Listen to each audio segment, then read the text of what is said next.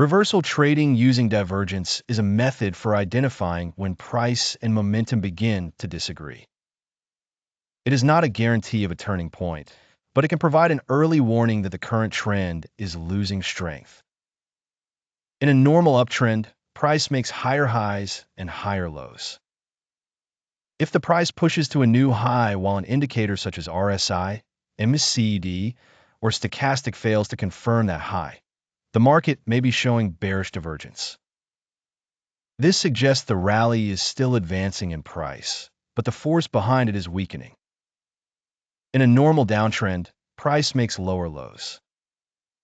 If price falls to a new low while the indicator forms a higher low, the market may be showing bullish divergence.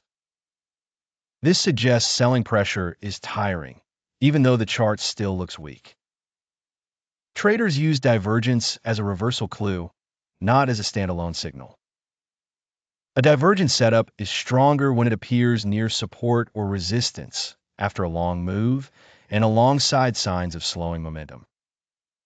Candlestick reactions, trendline breaks, or volume changes can help confirm the idea. The main advantage of divergence trading is timing. It can reveal that a trend is aging before the reversal becomes obvious.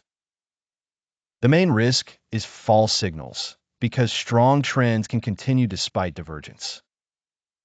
For that reason, many traders wait for confirmation before entering. A practical approach is to define the trend, locate the divergence, and then wait for price to show evidence of rejection or breakout. Stops are usually placed beyond the recent swing high or low, and position size is kept controlled because reversal trades often face sharp volatility. Used carefully, divergence can be a useful tool for spotting turning points. It works best when combined with structure, discipline, and patience, rather than when treated as a prediction device. In that sense, reversal trading is less about catching every turn and more about recognizing when the market is telling a different story than the price alone suggests.